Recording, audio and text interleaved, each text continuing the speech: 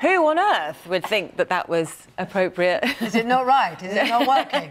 It does hide the bags, doesn't it? That's the great thing. You haven't got any bags. Oh, I've got shocking bags full of them. It hides your eyes, and your eyes, it's hard to communicate effectively, I find. I think it's difficult having a conversation. You know, in the army and everything, the first thing you should do is to take off your glasses when you want to communicate. Although several people have tweeted me this morning saying, we all need sunglasses this morning because of your suit. I'm sorry. I thought it would brighten things up. In your own sunshine. You are totally rocking the mustard suit. she should have taken them off. She should have taken them off.